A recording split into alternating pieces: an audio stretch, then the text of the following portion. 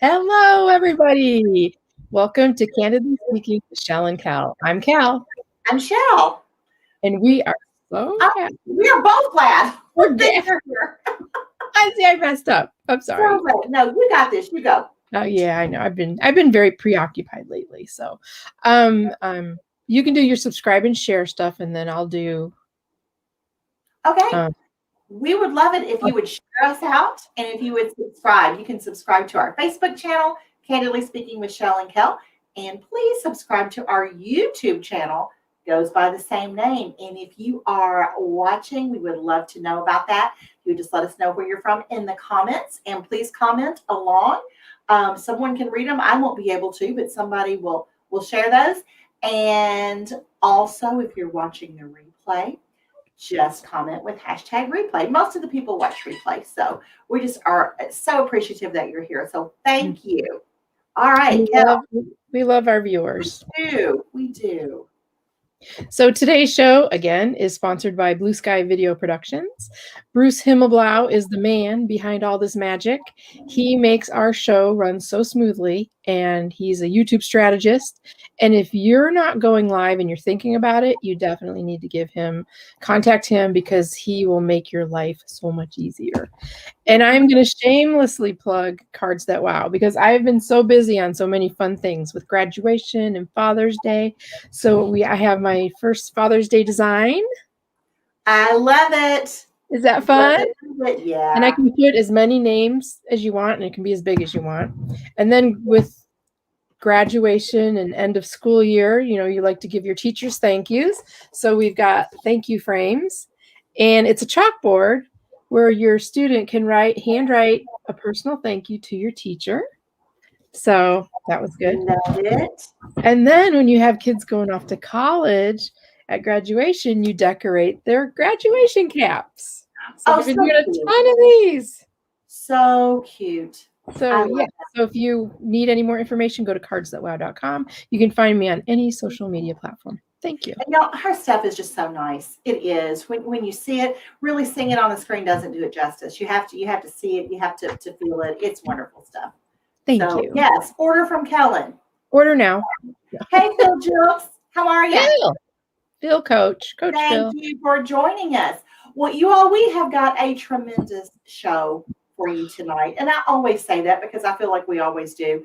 But tonight we have a very special guest. We have her billed as D.A. Michaels, but her friends call her Donna, so we're calling her Donna. And she is an amazing woman. She's a mother. She is a dog mom. She is a Navy veteran. She has just recently retired from law enforcement career, and we're just tickled to death to have her here. Y'all help me welcome Donna Michaels.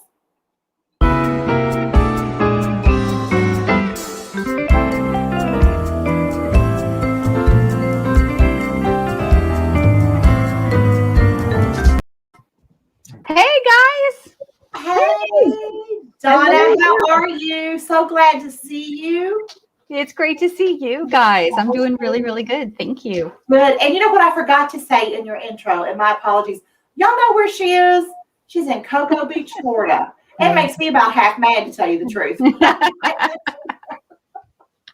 And I will rub it in. The weather has been really good to us the last couple of weeks. It's been beautiful. Yeah. I bet. Good for you. But you know what? It's rained here today. It poured here today. But yesterday, it was like 92, 93 degrees. I'm in Louisville, Kentucky, Donna. So it's just been a little hotter than I'd like it. It sounds like it, for sure. I think it's going to be hot where I'm moving. It's going to be hot where you're moving. It's going to be hot. So that's okay. I'm okay with hot. I'd rather be hot than cold. There would be a beach, I think. Yeah. But I'll be closer to you, Donna, so I'll be able to stalk you, come visit you, check you out. Yeah, she'll be halfway between the two of us, really. Yeah. Where are you going again? To Georgia. Oh, okay. Yeah. That's just a heartbeat up the road. I know, right? Yeah. It's like no difference than driving to Los Angeles and California. Yeah. Right? Yeah. Well, I'm like right in the middle of the state on the beach. So that would be a little longer. That'll be a little longer. That's okay. I like that. It really isn't. So tell us about everything. I mean, I'm just I'm just throwing a blanket out there. In reading How long your is the book, show? Oh, we are the ladies that wow. Look at that. I love that. Thank you, Jim. We are the ladies that wow. We should get Donna and Alan on a show together. That would be wonderful. Alan Baris is a friend of ours, Donna, and he is like you, a bad mamma jamma. His Army, right? Is he Army? Yeah, I think so. Yeah, he was a sniper. Yeah, he was like an Army sniper. So I was Navy, so yeah. Okay. Oh, look at Cynthia. She's so sweet. I'm very excited that Cards That Wow did a graduation shadow box for one of my possible clients' daughter and shipped it for me. Yep, went out today. And Cynthia, I hope your back feels better. She's on bed rest for a week. So girl, I did not know that. I'm sorry. Yeah, okay. So we need to send her some good vibes. Your book. I loved it. Oh, I'm so glad. I'm going to write you a review. I've got like 4 books I have to write reviews for, and I just do them all at once. But I think I'm getting goosebumps right now. The fact that it's a woman's perspective of, your military career and your law enforcement career it was a page turner. And I don't know where we would start talking about it, because do you want to start in the beginning with wherever you want? Yeah, let's start. Well, let's give everybody a little bit of, where you came from and why you wrote the book. Okay. And the book is called Courageously Broken. Oh, yeah, I have it right here. Courageously Broken. Yep. So the book, first of all, was a book by accident. I didn't sit down and say, I'm going to write a book. The book started out as a personal journal. I was diagnosed with PTSD in 2017 after one too many traumas I experienced. And I had was going through counseling, and I was struggling with a lot of memories, things I had suppressed over many, many years. And I got frustrated because sometimes I would go to the reunions, and a lot of my veteran friends and I have stayed really, really close. I mean, we're family, and they would start telling these hilarious old stories, and I would get frustrated because I didn't remember these funny stories that I should have remembered. So I was talking to my counselor, and I said, I get why I suppress bad memories, but why did I suppress good? And she said, the brain has a funny way of doing that. Sometimes, when it stuffs bad stuff away, it'll accidentally send some certain good things in there too. So she asked me, did I journal? And I said, well, I did when I was younger, kept a diary kind of a thing when I was a teenager. She says, well, give it a shot. She goes, and if, since you're so close with so many people you served with, or even from my childhood, she said, reach out to somebody and see if they can maybe help you fill in the gaps. So I did, and it worked. And it was kind of like sitting across the table from a really dear friend and putting together a jigsaw puzzle and putting the pieces, all the mismatched pieces in my brain that had been scrambled, and putting them together. And it was really cathartic, really, really cathartic. And as I kept writing my journal, I started realizing that some of the bad things I had gone through kind of had a purpose, because if they hadn't happened, then maybe this good thing over here wouldn't have happened. And some of my life actually started to make sense. It kind of sucks that I went through some of these things, but I suddenly had like an aha moment where I kind of understood it. So that's kind of what happened. And I started sharing, as it started getting a little bit entertaining, which Kellen, I'm sure you hopefully laughed at some of the parts in there. Yeah. As I started, telling some of the funny stories in there, I would send it to my best friend and like my person that I trust the most. And after a while, he said, if you can get to a place you'd be willing to share this, he goes, I think you could maybe help some people. And I'm like, no, too personal. I can't do that. He says, well, keep going. I think you're onto something. And I said, okay. So I finished it because I had no idea how the book was going to end. I was just writing and writing and writing. And then as I got to the point where it was like, okay, well, I've just told my whole story on paper, on my computer. What do I write now? I said, okay, well, if I were somebody else reading this story, what would I want them to take away from it? Like almost like a letter to me, like if you could write a letter to your younger self kind of a thing. And I looked at it from that perspective, and that's how I ended my book, because obviously I'm still alive and well. I'm not dead yet, so my story is technically not over. But that's how I wrapped it up, and I sat on it for a while. And then somebody I knew actually committed suicide. And it was really hard. And I was one of the last people he talked to. And when I talked to him, he was absolutely fine. And it was like, I carried some guilt. Like, did I miss his sign? Did I miss his signal? No, he seemed fine. I don't understand. And then I thought about it and about what my best friend said. And I thought, you know what? If sharing my story helps one person, then it's worth it. If it will have one person reach for the phone and make that phone call, whether it's to professional help, whether it's to a best friend they trust, somebody, if it will help one person pick up that phone to that person they trust and say, I need help, then it's worth it. So that was how my journal became a book. And that's pretty much it. Wow. Wow. It's so courageously broken to share, to be able to open up and share something like that. It's a big deal. And you're right. If you help one person, it was worth everything. Mm-hmm. I'm talking too much, Michelle. No, you're not. I just want to say thank you for doing that, Yeah. because I think it's difficult I know it's difficult for me to open up about things, and I certainly have not gone through what you have gone through. So I can't imagine. It's just like your courage just continues. And Thank you. I'm thankful that you have done that. And, you may have, you probably will never have any idea how many people you have touched and how many people you have affected. Many directly, many maybe indirectly. Mm-hmm. You help someone's parent, you help someone's spouse. So thank you for doing that. Thank you. Yeah, I was really surprised how many people reached out to me that were spouses and parents of military and first responders that thanked me because their loved one would never talk about the things that they experienced, and they didn't understand their mood swings or their anger or their, need, why they would keep so guarded or protected, or, whether it was hypervigilance or whatever it was. And then they said that when they read my book, it helped them see things through the other eyes, and it enlightened them to better understand what their loved ones were going through. So never in a million years did it ever cross my mind that I might be able to help people like that, which was, humbling, very, very humbling. Yeah.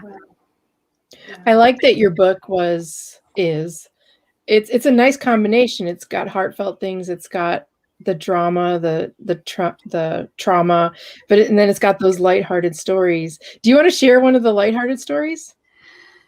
It is so weird that you should ask me that, because the character in my book, Brian, who was my supervisor, actually just finished my book today, and he called me a couple hours ago, and my retirement party is this weekend, and he's actually coming, and he says, well, first I want to let you know I'm coming to the party. He goes, I wouldn't miss it. He goes, secondly, he goes, I got to tell you, I literally just finished your book. He goes, and I am just blown away. He goes, but I recognize my character. He goes, I'm Brian, aren't I? And I go, yep, you're Brian. You got it. And he said, he just wanted to thank me, for the things that I said about him. And I said, well, it's true. You did inspire me, in many ways. He was my supervisor at one point in time in my career. But one of the funny stories is he and our agency went through a phase, and I think they're still doing it, where our supervisor has to respond to every unattended death call. So a lot of people don't know this. And so for all your listeners, anytime someone passes away, regardless of their age, if it's natural causes, if it's suspicious, it doesn't matter.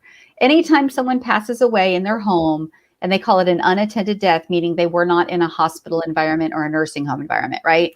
It is protocol to call the police, and often homicide.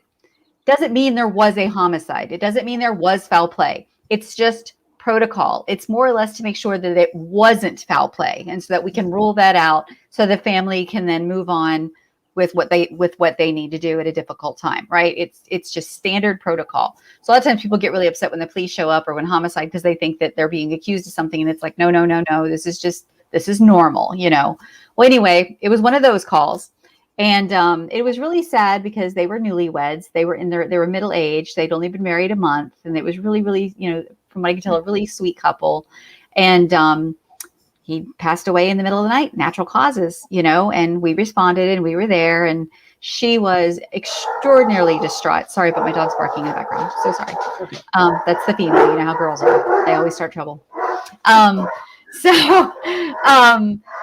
Anyway, oh Lord have mercy. I usually keep them in. Okay.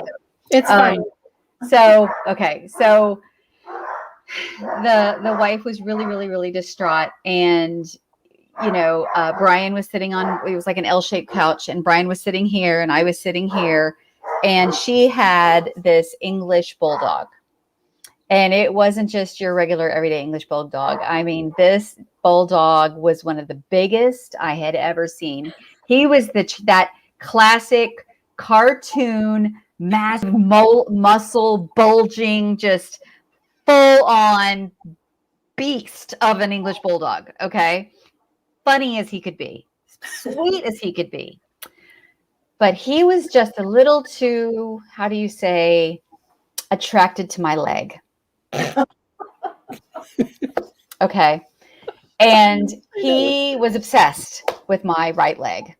And so my supervisor's sitting here, Brian's here, I'm here, she's across from us sitting in a chair, and she's distraught and she's crying, and I'm trying to politely sweep the dog away. And no, it's okay, really, because I don't want to upset her anymore. I'm like, no, it's okay, really. It's fine. I love dogs and I'm petting him and everything. No, it's fine. I love dog. It's fine. And I just kept pushing him away. I knew not to look at Brian, because if I did, we were both going to start laughing. I knew it. And, that would have been so inappropriate, and I would have felt bad because she's crying and now we're laughing, and it was super awkward. Right. Well, eventually, she kept, oh, I'm so sorry. And she just kept pulling the dog away. I mean, this is repetitive. And then finally she says, here, let me put him up. So she puts him up in another room, and there's this huge like doggy gate there, and it was plenty tall that there was no way he could jump over it, and he's how they breathe, they snort and whatnot. So he's doing all of that, which again wasn't it a big deal. And then all of a sudden, I swear to you, like a freaking bulldozer, that dog stepped back like a bull, head first, tucked down, and he charged right through that doggy gate, broke it. And hit my leg like I don't know what, like a ton of bricks. And I literally thought he hurt my knee, because I felt my knee kind of torque, it was fine, but it was just like he hit me so hard, and he's going to town, and I'm just like, oh my God. So no, it's okay, it's fine, I'm petting him, and then finally she starts laughing. She was the first one, and it reminded me of that Steel Magnolias scene where, who was it that says laughter through tears is one of my favorite emotions? Was it Dolly Parton? Dolly Parton's character that said that at the funeral. It was at the funeral in Steel Magnolias. Yep. She goes, laughter through tears is one of my favorite emotions. And that was exactly what that moment was. It was laughter through tears. And the poor lady was laughing and she was crying. And then once she started laughing, I looked over at Brian, and then he lost it. He fell on the floor, full on hysterically laughing. I'm turning 20 shades of red because it was embarrassing, and I'm laughing. And so it was a long time. As a matter of fact, he warned me. He goes, there's a good chance I'm going to tell that story at your retirement party. And that was a good decade ago, but people don't realize, they think of cops, we pull people over, we take reports, whatever, but there's so much other stuff that happens that you just don't hear about or you don't know about. And that's one of the funny stories, but there's plenty in there. Trust me. Wonder what made the dog so attracted to you. She's just irresistible. I am a dog person. Yeah. I am a through and through dog person. I have 3. You're lucky though. My dog loves me, and he peed on me while I was sitting in the lawn. I think I would have rather gotten peed on, actually. Yeah, I don't know. It was warm, and I thought, what's that? Why is my back warm? And I'm like, Max. I did want to go back, but go back to Robin Kruger's comment. I know her as Robin Kruger. I went to high school with her, so I'm glad that you're watching, Robin. And put that back. Women is strong deserve a medal. I absolutely agree, Robin. And you are a warrior. I have PTSD from the Marines. Robin, thank you for your service. I was not aware that you were a Marine. Yeah. So, And female Marines, I have a lot of respect for them because I tell you, they do not make it easy on them. They really have to prove themselves. right. So what would you say to Robin? I would say thank you. I would say thank you for your service. If God forbid you went through anything like I did in the military, talk about it. Talk about it. Don't lock it up for 27 years like I did. Biggest mistake ever. I wish I would have, I wish there's so many things I wish I would have done, but I didn't because I was 19 and I was young and it was the 1989. Times were way different back then. But I would definitely say, don't allow yourself to, and this goes for everybody, anybody. If you've been through something horrible, don't play the victim card. Don't say, oh, I'm a PTSD victim. I'm a, I don't even like to, I don't know. I mean, Survivor's okay, but I don't look for sympathy. I don't want sympathy. I am of the belief that we all go through things for a reason.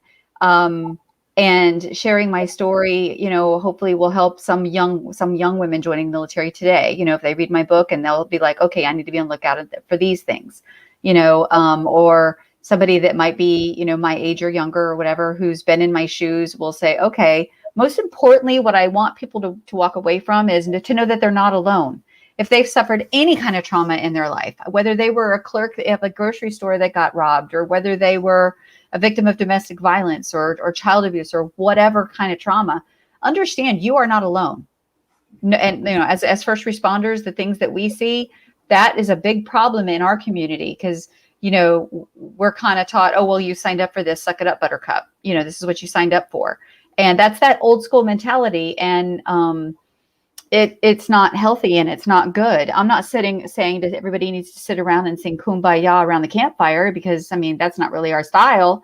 But there's nothing wrong with picking up the phone and calling a buddy, and we call it battle buddies, or brothers or sisters or whatever.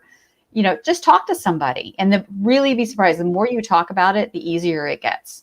And then you never know who, like you said a minute ago, you never know who you help, sometimes inadvertently, and you don't even know it. Right. So, yeah. So Bob has a question. He said, what part of the military were you in? Well, I was in the Navy, and I spent my first 15 months in the Azores at a naval aviation facility. And then I spent the last 3 years at a Navy SEAL unit in Panama. And of course, I wasn't a Navy SEAL, but I was lucky enough to be attached to a SEAL unit where I got to work side by side with these guys for me, an administrative role. And they are, to this day, they are my brothers. We are very, very close. They are a different breed of man, aren't they? They really are. I just finished, or a couple months ago, I read SEAL Team 6, the book. Which one? And, well, do you know who the author was? Yeah, I'm looking it up right now. But anyway, I just thought, how badass can you be? Oh my God.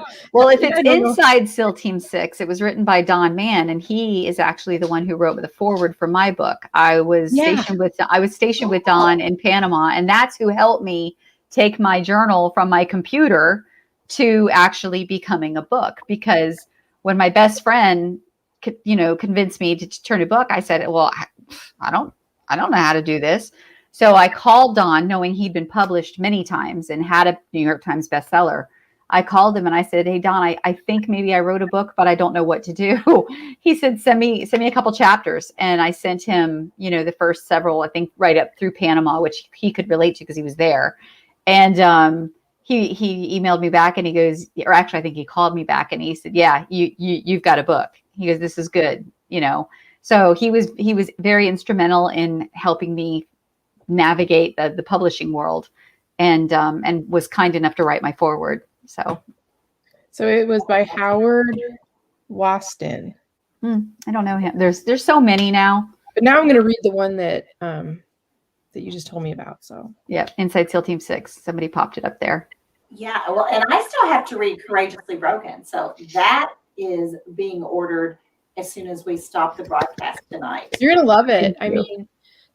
There's not that many books that I can just sit down and like can't wait to pick it up again. Yeah, Like I'm The sorry, I Courageously Broken, and then Ori Spato's book, The Accidental Gangster, was one. It's just, yeah, it's a real, it's you're awesome, Donna. Thank you so It's much. funny that you said you accidentally wrote it. I did. It was an act. I I mean, have accidentally written a book. I love that. but I'm taking some time to do this. I already had the idea of what my next book would be, and now I need to take some time because my mom just passed away. And my next book, I want it to be called Mothers and Daughters, and I want to write it from the perspective of being a middle-aged daughter. Okay. Everybody thinks I'm thinking of my, my mom, myself, and my daughter, which will play a part of it. But I've talked to other moms my age, and it's interesting, when we compare notes with each other, because again, it's one of those things where, oh, you mean, oh my God, you go through that too? I thought it was just my mom that did that to me, or I thought that was just my mom and I's relationship. But it's funny how growing up, my mom and I had a very, we've always been very close. We had a certain, we went from being mother-daughter to best friends for many years. And then when I became a mom and she got elderly, then I became now her caregiver and the caregiver of my daughter. And a lot of times I felt stuck in the middle. And I would get often exhausted and frustrated and, and guilty sometimes on the guilt trip. And I would talk to some of my other friends that would, had either been there, done that, or were going through it like me. And I thought, I think this would make a good book.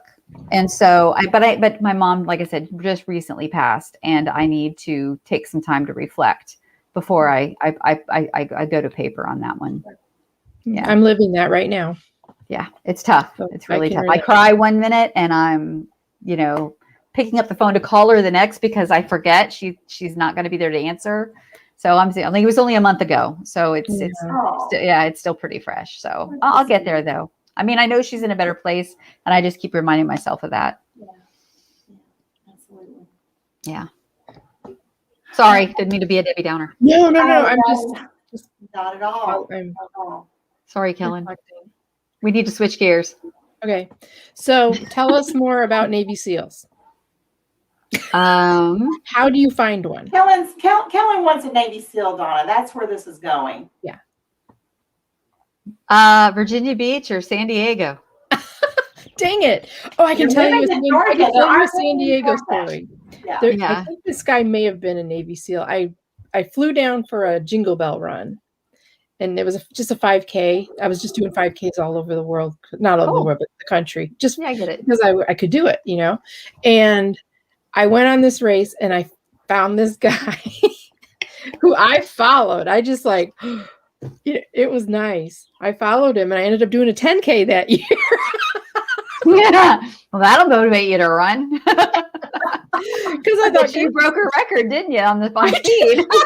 Why is it taking me so long to run this 5K?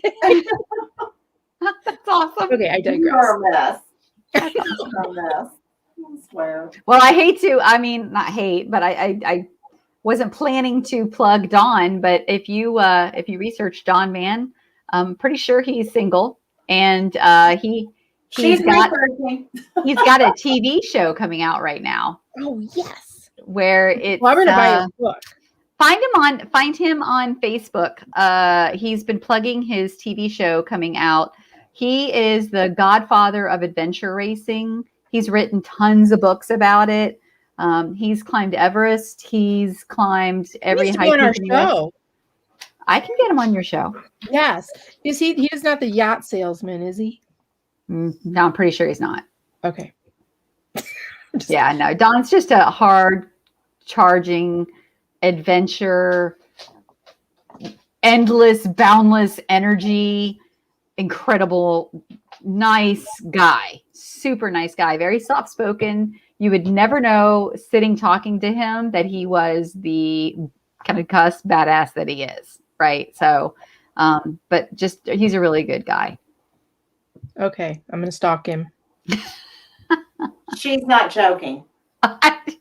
Consider him stalked. Yeah. I'm sure he can handle it. That's what's going to happen. Oh my God. Phil said he is buying the book. Wonderful. And Yeah, thanks for thank you, sharing it out, Phil. too, Phil. Well, let's talk about buying things while he's on the website so we can get one of those sweatshirts too. Yes. Tell us about your Yes. sweatshirt. Yes. Okay. So here's what happened. So I had a lady approach me at a book signing event who loved what I was doing because 10% of my proceeds go to a nonprofit organization that this lady is one of the top dog trainers in the world. Seriously, she trains dogs for early cancer detection. She's been training over 40 years. Linda Conrad of Good Canine Academy is amazing. So she trains, customizes, and trains service dogs for veterans and first responders with PTSD. So I wanted to raise money for her. And this lady came up to me at a book signing and said, "Oh my God, I love what you're doing, but I'm not a reader. I wish you had some merchandise." That's where I got the idea. So I created these hoodies, if you could see it, these hoodies and t-shirts. And then they come in black and navy blue and gray. And I'm wearing a gray t-shirt right now. You can kind of see the logo a little bit. And it says on the back of the hoodie, it's on the front, it just says "Courageously Broken, Erasing the Stigma of PTSD." And on the back, it says, "Heroes don't fight alone. We battle together." And then it's translated into Latin at the top because you know how military people are. We love to use our Latin phrases. And then it says, "You're never as broken as you think you are. All heroes have a few scars and bad memories." And it has the flag that represents the military, law enforcement, as well as firefighters. And I bought thousands of dollars in merchandise for this huge event that was supposed to happen in DC mid-May, and then it got canceled. So I have a house full of merchandise that I really would like to sell. So if people, and I tell you, all of my merchandise, my hoodies, my t-shirts, and my challenge coins, which I don't have one immediately close by, but they're on the website. Yeah, there it is right there. They are all made here in the USA by veteran-owned and operated companies. And I will tell you, even my teenage daughter can't get enough of these t-shirts and hoodies because they are so freaking soft. They are like super duper comfy. So yeah, I'm partial, of course, but they are really nice t-shirts and hoodies. I'm super pleased with how they turned out. Okay, so y'all heard that. Please go on the website, courageouslybroken.com. And go to, did you say it's cool merch? Is that where you're going? It's courageouslybroken.com, and the link is cool merch. Cool merch. Cool go merch. there, get your book, get your hoodie, get your t-shirt, get your challenge coin. I'm not familiar with challenge coins. I know. Yeah, could you explain those a little bit? Sure, absolutely. So way back in the day in the military, there was somebody came up with the idea of creating these things called challenge coins. And it was represented like if you were from a certain ship, right? Like the USS Stark or the USS, Lincoln. In the Marine Corps, it would be like a unit. Let's say it was the Army, it was the 82nd Airborne, wherever it was. Each unit would have like a logo specialized coin made. And now everybody in the unit was supposed to carry it on them at all times. And when they would go out drinking to the bars, one guy would slam his coin on the bar, and whoever didn't have their coin on them had to buy drinks for everyone. So that's how it started. And we're going back, generations, right? So that's where it got the term challenge coin, because it was a challenge. If you didn't have it, you were buying drinks, or there were serious consequences to pay.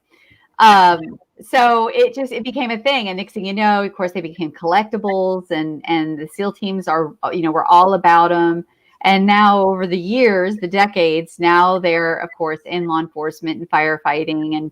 And I've seen a few corporate ones, but I've only seen them at like events that were for first responders and such. I've never really seen them truly in the corporate world unless it was for a military or first responder convention event or whatever. But anyway, my coin has basically the same thing on it as what I read on the hoodie.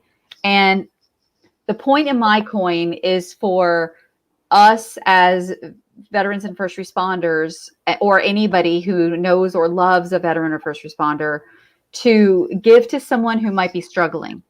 to give to someone to remind them that they aren't alone, and there's always somebody willing to pick up the phone and take a call when they're in need. So it's meant to be a reminder that they're just not alone and that we're all in this together. So mine has, you know, in my opinion, a little bit of sentimental meaning to it. So, but as you can see, I'm a collector. Anybody so can buy it. yeah, That's awesome. So anybody can buy it. Give it to somebody and like, Absolutely. okay. I love that. Yeah. I do too. Yeah, because think about it. Almost everybody knows a cop, a firefighter, a military person. You know, it's kind of like that. So yeah, anybody can buy it and hold on to it for that person that might come along that is going through something and just needs to be reminded that they're not alone. That's amazing. You're amazing. You are, Donna.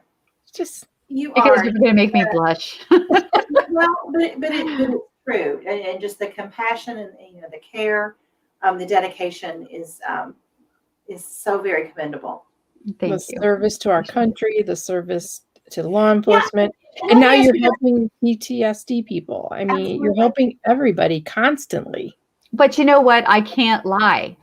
I get something from it.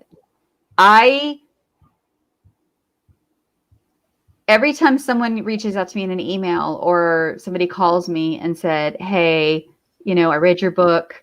I just had somebody reach me out the other day and said they bought the book for a friend and they've seen a big difference in her since she read it. So I can't lie. I have some sort of selfish, what's the word I'm looking for? Like I get more than I give. Does that make sense? So when somebody comes to me and says that I help them, it makes me feel good. Right. You get the blessing. You really do. You get the blessing. You get the joy from helping. Yeah, we understand that. Yeah. We understand that. Donna, I'm curious. How did you decide that the Navy was what you wanted to do? Were you 17 years old, 18 years old? How did you come by that decision? 13 years old. 13. Cool. Yeah, that's an easy one. So my grandpa and grandpa had 17 brothers and sisters, 7 of which were boys. All of them enlisted in the Navy except for one. He was, I think back then, we're talking World War II. I think he had flat feet or he was too short. It was something silly, but he couldn't get in the military. So they all went off to war in World War II. And grandpa was my hero. I idolized my grandpa. This was my mother's father. And I just remember growing up hearing all the great stories. He was in Guam during fighting the Pacific fight. And some of my uncles did the Atlantic, European fight. Then my father was in the Navy post World War II, but just before Korea. And he would tell me stories about being on an aircraft carrier and traveling the world and, great stories of leave and, different ports of call. And I remember just growing up very patriotic. I mean, I'm just really like, it just runs in my blood. And at 13 in 1983, the USS Stark was hit. And I remember hearing it and watching it on the news as it played out. And my heart just broke for the sailors on that ship, who were, it was a terrorist attack. I mean, who just minding their own business during peacetime and, just suddenly being under attack. And I remember the fire and the smoke on TV, and it made me want to do something. It made me want to go help, So I was young when I was in high school and the recruiters started coming around, and I bugged the crap out of him every year he came to the school. And he kept telling me that, come back and see me when you're a senior, come back and see when you're a senior. So, I did. And, he was probably one of the only recruiters that actually tried to talk me out of joining the military, because it was right around the time that Top Gun had come out. Remember, with Tom Cruise and all that. Yeah. And of course the Navy recruiting went through the roof because everybody wanted to be a fighter pilot and get the girl and all that stuff, play volleyball and all those cool scenes. And I finally got his attention. I said, no, I've been wanting to join the Navy way before that. And I told him my whole story about how, I came from a long line of Navy and I gave him my reasons why I wanted to join. And then he finally took me seriously and sat down and talked to my parents. And my parents were very supportive of me joining. My mom was I've always felt like she lived a little vicariously through me because she wanted to join, but her father wouldn't let her back then. And it was times were different, for women, but my parents were really supportive of me joining. And so that's why to me, there was like Air Force. What's that? Like, to me, there was only one branch, and that was the Navy, so. And so how long were you in? I did 4 years of active duty. And then the Clinton administration came in and all the huge defense budget cutbacks happened and they were closing bases. And at that point, women weren't allowed to go on combat ships. So where we could go as females was very limited. So it's kind of funny, but I was told basically I needed to change rates, which means change job titles. And I was an admin person. So they had too many women in the admin field. So it was either, change rating into more of like a mechanic role as a boiler tech or get out. And I told them, if you knew how mechanically challenged I am, you would know that's a really bad idea. I'll sink a ship in a day without even trying. I'm just really not mechanically inclined at all.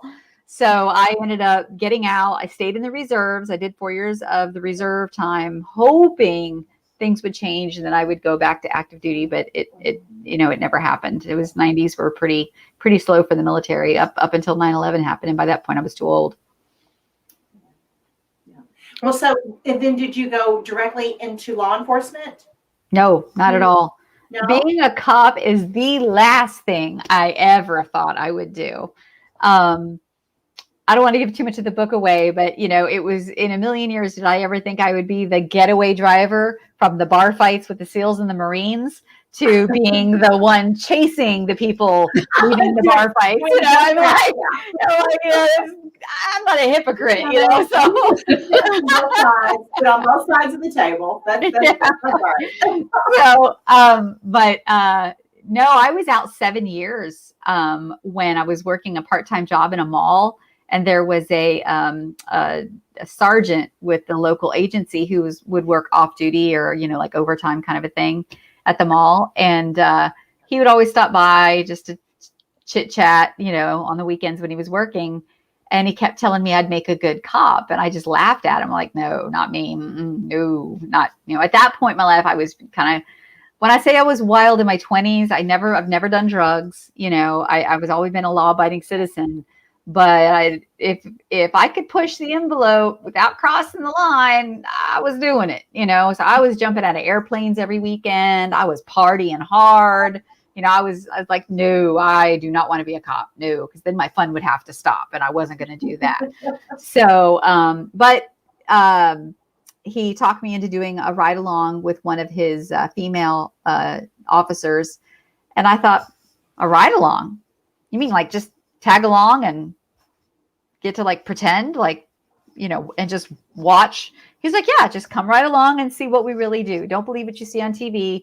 Don't judge all cops based on a few. Cause I'd had some bad experiences, as a female with a heavy foot. I was a little bit of a speed demon. I got a lot of tickets in my 20s. And I had some negative experiences, with some arrogant police officers. Not all are, it's a classic case of not all are bad, but when you've had a couple bad experiences, you assume they're all the same way. Guilty. I was totally guilty of it. So I did a ride along and wow, what an eye-opening experience that was, because it really truly is very, very different when you're on the other side of the fence in the car and all of a sudden, all the things you see as a citizen, as a car goes by with their lights and sirens on, because I've had a lot of people say this, y'all only turn your lights and sirens on to run the red lights and then you turn them back off again. I know. Tell that story. Remember you told me that's one of the biggest misconceptions. Yes. Yeah. Yeah. So a lot of people they get mad at police officers because they'll see us turn our lights and sirens on just long enough to get through a red light intersection. And then we turn it back off again. And they think that we're just doing it because we can. And I just like, no, we do that. There's a method to the madness. We do that because often we're trying to get somewhere as fast as we can, but as quietly as we can. So if we have a domestic violence situation, the last thing we want is for the bad guy to hear us coming. And now we have a hostage situation, right? Or a murder suicide or something horrible. So often we're in a hurry to get somewhere, but we're trying to do it as stealthily as possible. And that's when people will see us turn them on just long enough to get through the intersection and turn them back off again. There's always a method to the madness, but until somebody asks us, like, I'm always willing to answer questions to people, who like, hey, why do cops do this? Or why do cops do that? I'm like, there's a reason for it, but all you got to do is ask. Don't just jump to conclusions and make assumptions, which is why we have half the problems we have in this country right now, because people think they know everything when they really don't, so anyway, but that's all. I digress. That's a whole nother subject. But so it was really an eye-opening experience for me, and I was really glad I did it. And the next thing you know, I was doing another ride along, and then another ride along, and then another ride along. And after a while, it was like, so you just going to keep riding along, or are you going to apply for the academy? What are you going to do? And I was like, at that point, I was like, this is pretty cool. And I felt like there was a lot of opportunity to help people, which is what I really missed about. Well, there was two things I missed most about the military. I missed being part of the greater good. And what we did in Panama was the drug wars and the drug cartels and taking them down and stopping drugs from coming into the U.S. So I felt like our team really served, a big part of the greater good. So I missed that, and I missed the camaraderie, and I missed that tight-knit community. And so I thought, law enforcement seems like a good fit for me. And it turns out he was right. It was a good fit. So 20 years later, here I am. Retired. And again, thank you for your service, Donna. Again, thank you. You just keep going. So let me ask you this: you have hinted that there's another book, maybe. on the horizon. I'm thinking it's in my head right now. Yeah. So, any other plans for your retirement? Party on Saturday. Okay. Yeah. Party on Saturday. Sunday, I was offered an opportunity in late 2019. I was supposed to go to Dallas, Texas in 2020 under a nonprofit organization to study and learn more about my PTSD and possible treatments for it. But unfortunately, COVID came along. I had shoulder surgery. That all got squashed. So I just got back from Dallas a couple weeks ago from the first phase of the research. We knew I had PTSD, but to my surprise, I also have a TBI, which I never knew I had.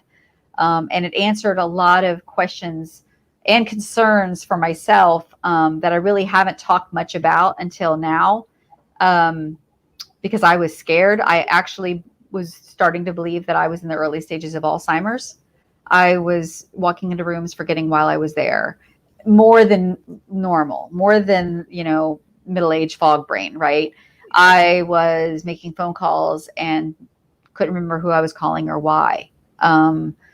I was losing my phone and my car keys. And like, if I had a routine, but if I broke the routine, I was screwed because I couldn't remember where I was. If anything interrupted my daily routine, like getting ready in the morning, guarantee you I was walking out the door without something important I needed for work.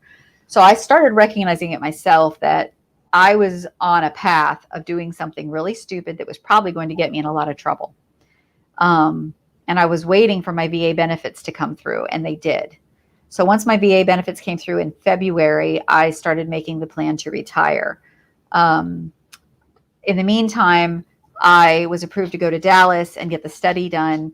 And while in the study, they discovered that I had a TBI, a traumatic brain injury. And I couldn't figure out, like, I was never in a bombing or an IED in Afghanistan, which is where, when you hear TBI, you associate it with the IEDs and the bombs and all that stuff.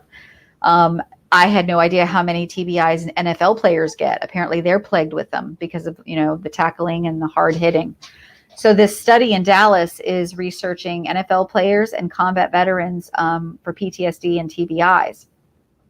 While I was there getting the EEGs and the MRIs and all the other testing that I went through, I told the doctor, I'm like, how in the world did I get a TBI? I've never been in a bombing. I don't play NFL football. So he's like, well, let's go through your history. And I was in a really bad car crash on the job in 2016. where my car was rear-ended. The guy was going about 60 miles an hour, never hit the brakes, totaled my car. I never even saw it coming, didn't have a chance to brace for it. And what people don't realize is you don't always have to hit your head to get a TBI. It's the sudden motion of going forwards and backwards. Your brain is floating in your head. So what it's doing is it's hitting the front of your skull, then the back of your skull, then the front of your skull again. And it doesn't, you don't have, you'd be surprised. It can happen as slow as 25 miles per hour, which I didn't know. I mean, these are things I've just learned.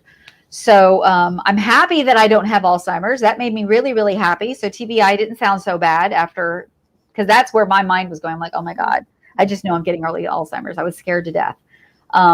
So to answer your question, I'm going back to Dallas for the rest of the testing, because they're also going to study my spinal cord. So I'll be getting scanned from the neck down. They'll be checking my spinal cord. Every ache, pain, problem. A lot of people don't realize PTSD isn't just angriness, moodiness, nightmares. It's way more than just mental. It can cause a lot of physical ailments. Not to be TMI, but like I'll put myself out there. I have horrible IBS. Horrible. Never had it in my life until a couple of years ago. And that was when I got diagnosed with PTSD.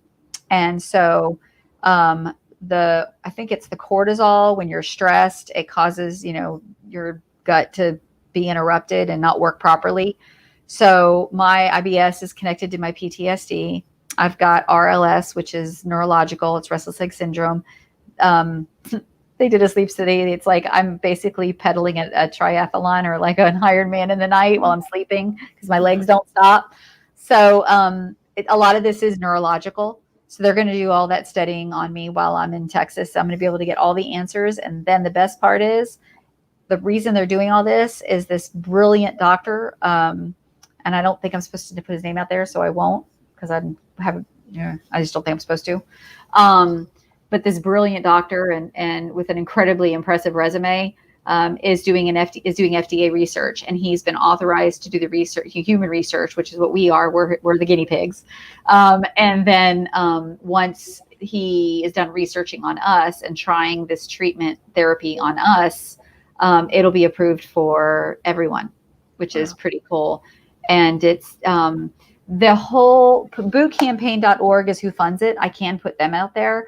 I strongly recommend if anybody's looking for a great cause to donate to, they are incredible. They don't just help with PTSD and TBIs. They also help quadriplegics, spinal cord injuries, amputees. If you were injured post 9/11 in the military, they have a partnership with an amazing hospital somewhere in the U.S. that specializes with that ailment, and they pay for everything. I mean, everything, travel, hotel. I mean, they pay for it all.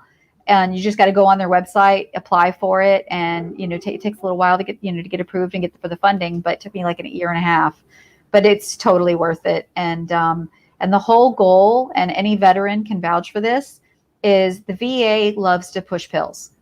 And I'm not bad mouthing the VA. They've been good to me, but the truth is I'm assuming they don't have the budget to get to the root causes of our problems. So what they do is they treat the symptoms with pills. And then that pill has a side effect. Well, here we have another pill for that side effect, and another pill for that side effect. And if you know anything about veterans and cops and firefighters, we don't like taking pills. We don't like taking medicine. We want to treat the problem. We don't want to just keep throwing a prescription at it. So Boot Campaign is all about getting to the source of the problem and treating the problem so that we can get off of all the meds. So yeah, I'm a huge, huge fan of bootcampaign.org. Sounds like a great organization. They really are. Well, they really are. We wish you the best with all of that. Yes. And yeah, you're going to be busy. Lots of stuff going on. It seems like it. And then of course, I love doing the podcast interviews. I get, I think I'm averaging about one a night right now. So yeah, So if anybody knows, the Luttrell brothers or Mike Rillen or Joe Rogan, I'd love to do those shows, but I'm just kidding. Okay. Yeah. Kellen will probably get on that. Yeah. She's talking. You give me a Navy SEAL, I'll get you on the shows. The Luttrell brothers, you get, listen, the Luttrell brothers, Marcus and Morgan, identical twin SEALs. You can't say things like that to her, Donna. You just Have can't. you Lost her. Wait. I'm have having you a read the vision. book Lone Survivor? Have you seen the movie Lone Survivor with Mark Wahlberg? No. Oh my God. See, now that's my book. That is my favorite book of all time. I don't know Marcus, would love to meet him. I would stalk him like you. I get it. But not for the same reasons, because I hate reading. I'll just put it out there. I'm not a reader. I attention can't focus long enough. Squirrel. I'm all over the place. But I will tell you that I saw the book laying on a desk at work, and I was curious about it, and because I saw the trident on it, and I'm like, oh, Sarge, what's this about? Oh, a buddy gave it to me, blah, blah, blah, blah. He goes, you want to borrow it? And I'm like, oh, no, I took forever to read. Let me know when you're done. He goes, no, I'm not going to have time to get to it. Go ahead, take it. And it was a long weekend. I took it home. I kid you not, only book in my life I have read without putting down. I read it in 3 days. I got hardly any sleep, and I went through an entire box of Kleenex in chapter 8. And when I got done with this book, I genuinely felt like a better human being for knowing his story. It is an incredible, inspiring story. And That's a Lone Survivor. Lone Survivor. And then later, Peter Berg, the director, directed the movie, and Mark Wahlberg starred in it. He plays the part of Marcus. And the whole purpose of Marcus's story is so that people will remember his teammates, because he is the lone survivor, and I won't give any more away than that. But powerful movie. And what I loved about it most is I never, when you think about Afghanistan, you think about Al Qaeda, you think about bad guys, you think they hate Americans, you think about all these things. I never learned so much about their culture and their tribal rules and the different tribes. There was a particular tribe that saved Marcus. If it wasn't for this one man in his village, Marcus wouldn't be here today. And they defended him with their life against Al Qaeda, against their own, countrymen. But incredible story. Well, anyway, Marcus and his twin brother Morgan, who is actually the founder of Boot Campaign, all right. They have a podcast, and so I'm always kind of like, hey, I really want to do their podcast, but because if you watch your podcast, they're really, really funny. But you know what? You guys are adorable, because I will be straight up and honest. This is the most fun interview I've done. Yay. Well, good. And we're not Luttrell brothers, but okay. Yeah. But, you're much prettier. You're much prettier. Michelle and I are twins, so we're kind of the same. Oh, yeah. I tell everybody we're twins. Where now, Chelle, where are you? You're in Kentucky. Where are you? I'm in Louisville, Kentucky. Louisville, Kentucky. I remember. Where are you? I'm East Bay, California, near San Francisco. Oh my word! So yeah, you all guys are far apart, and you're moving all the way out here to the East Coast. But you know what? Before I forget, I noticed that there's some special guests watching us tonight. Ruby Doo and Alana. They are watching. I want to say hi to them. Hey, Ruby. Hi, Alana. Yes, we would love to say hi to them and their bedazzled daddy. And their bedazzled pants daddy. Yes. Yep. That is too lots funny. of friends on tonight. We appreciate I know, it. this is really great. We love it when you watch live. Teresa said she was worried she missed her favorite question, but no, you didn't miss it, Teresa. No, you did not. Moisturizer. Did I miss the favorite moisturizer? Oh, you're going to find out. Oh, okay. In fact, let's just do it. Let's do it. Okay, Donna, Mm-hmm. we have a tradition on the show. Okay. We ask everyone about their favorite moisturizer. So, what you got for us, girl? Goose egg. Okay. You don't use lard? I use nothing. I use nothing. I use soap in the shower. Oh my God, you look. I wish I just could use soap. Soap in the shower.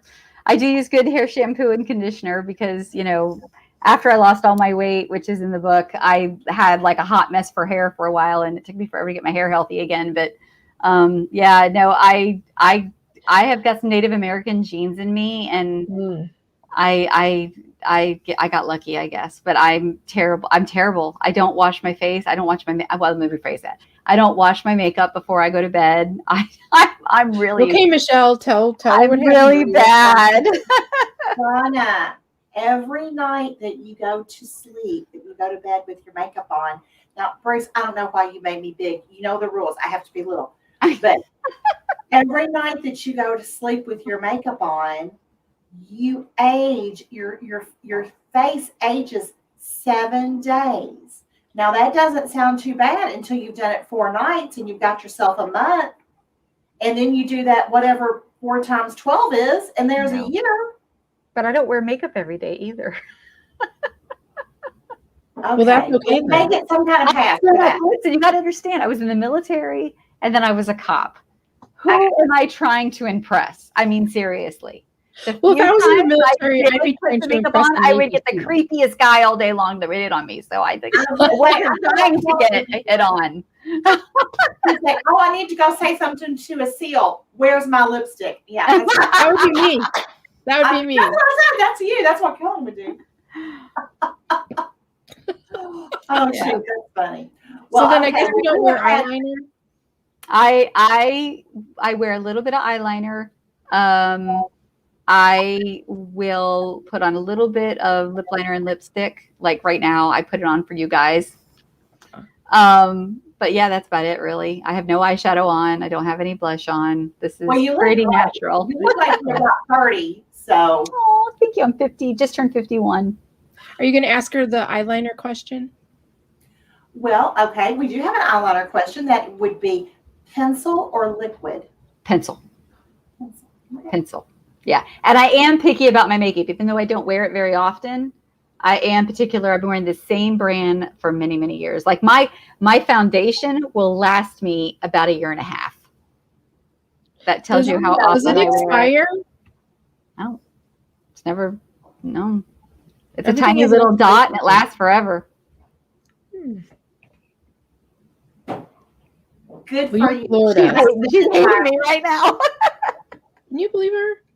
That I never know how to look at you because I'm look at the opposite of the Here, screen. let me turn my light on. I forgot to turn my podcast light on. There's a little bit more I light. never turned mine on. Oh, look at you. Yeah, I forgot to turn it on. So right now you're getting younger, Donna. I know now she looks the better. Turn it off. There we go. Yeah. I certainly look better in the dark. That's why when Bruce put my big fat face up there, I'm like, Bruce, we've talked about this. What are you doing? I have a face for podcasting.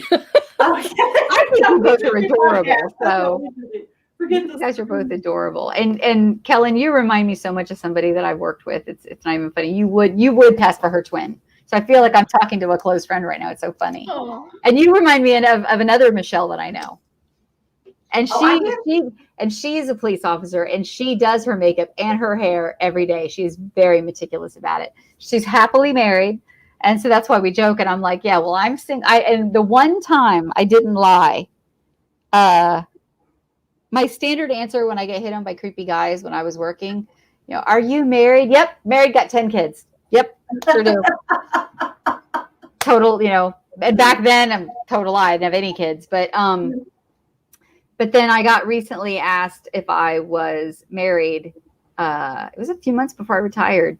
And he was like 31 years old. He was a baby. And it was at the gas pumps. And I was pumping gas in my patrol car.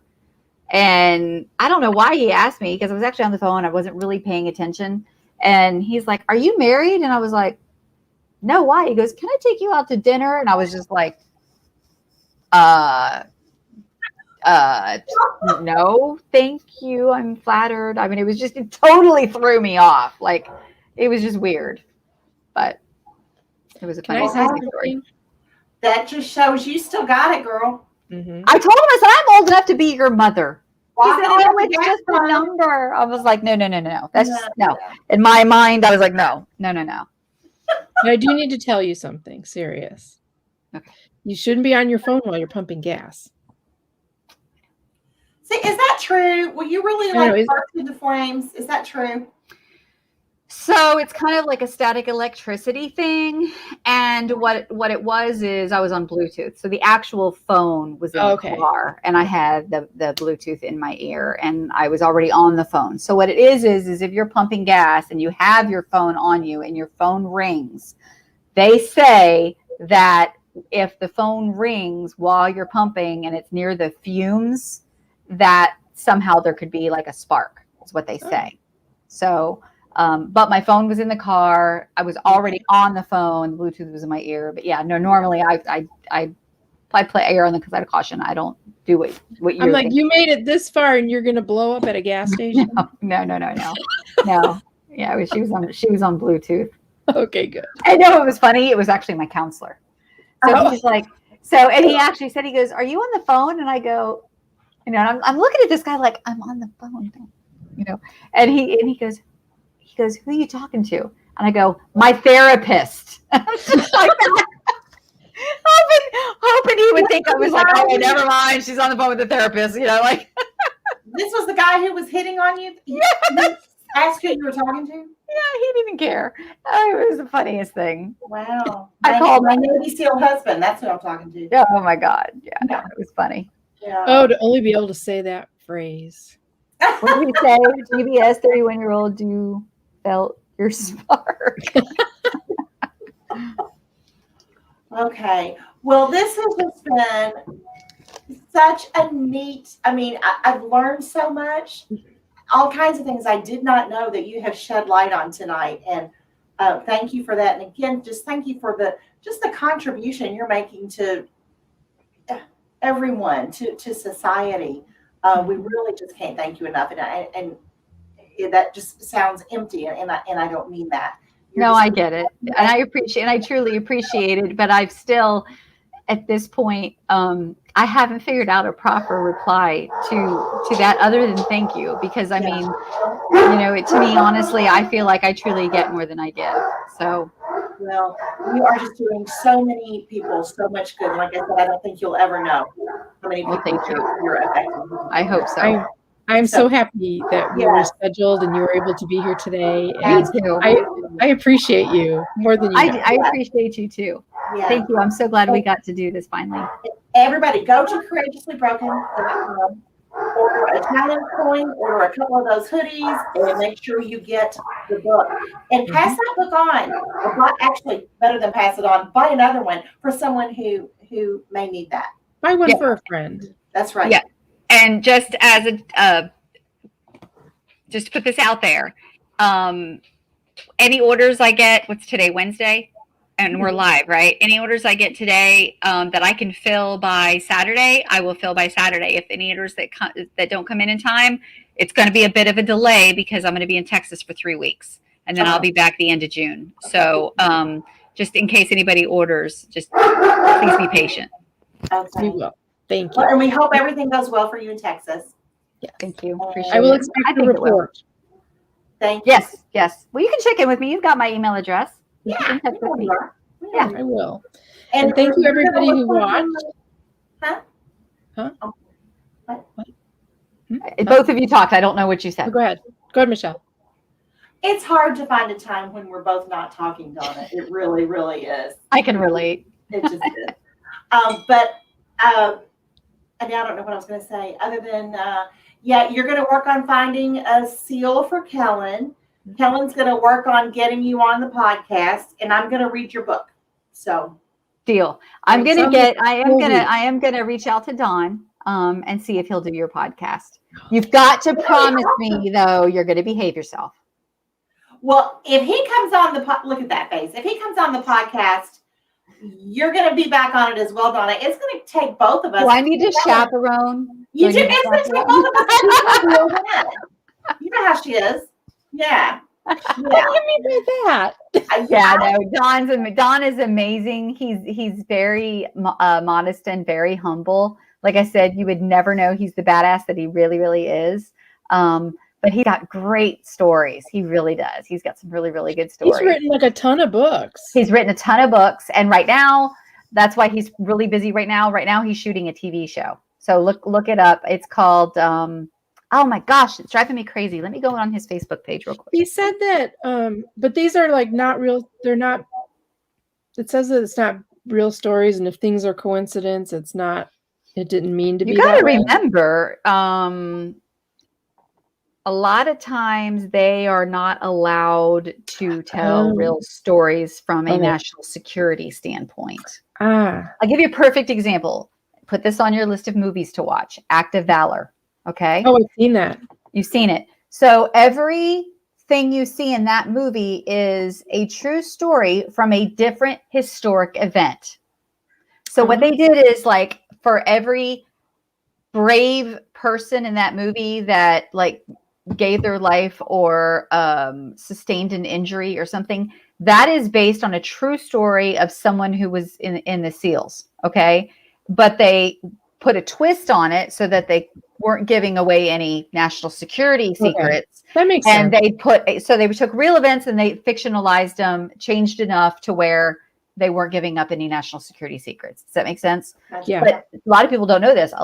Every actor that plays a military role in that movie is an actual military person. They're not actors. So all the SEALs are real SEALs. All the boat guys are real Navy boat guys. Every military person in that movie is a real real active or prior military person, a veteran. So yeah, there's Don on the right.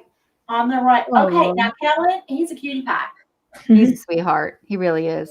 Don, you're gonna have to I can keep secrets. I can keep secrets. You have to come back so we can keep her reeled in, because Kellen, I didn't just meet you Monday night. Come on. I know. How long have I been talking about Navy SEALs? You are hilarious. Have you ever actually met one? No. Are you serious? So how did you get so interested if you've never met one? I'm trying to think. It all started from a book. Because they're bad mama jammas. That's why. No, It's mainly because of books that I've read. Like I read Season 6. I read, and I don't know how it was. I think it was a diving book, because I dive. I'm a scuba diver, and I love reading stories. Oh yeah, he's got an awesome scuba diving mission story. Oh yeah, he's got a really, really good one. And my goal was always to go diving with a Navy SEAL. That was like that has been my goal since I started diving 5 years ago. Well, see, I can arrange it if you come to Florida, because I finally got my certification 2 years ago, and it's with a SEAL out of the Keys, the Florida Keys. And I'm telling you, it was so cool. I got to touch a shark, and we saw like a whole bunch of eels, and it was an amazing experience. One time I did a night dive, and the guy told us to bring flashlights. So we brought our flashlight, and then he gave us a signal to light the flashlight, and it lit up all the eyes of the lobsters that were on the ground. And there was like hundreds of them. It was so cool. Oh, I know. Okay. The Navy TV show coming out is called Surviving Man, and it's MANN, like his last name. Bruce just had that up. Yep, that's his TV show coming up. Season 1 is about to start, or it might have already started. What is it going to be on? When? What is it, like Netflix? That's what I'm sitting here trying to figure out. Because I canceled my cable like a year ago. I quit watching TV, but I haven't had a TV in 4 years. Yeah. There it is. Yeah. So if you can tell me where I can find it, I want to watch it too, because I've been following it on Facebook. I'm going to follow him right now. Yeah.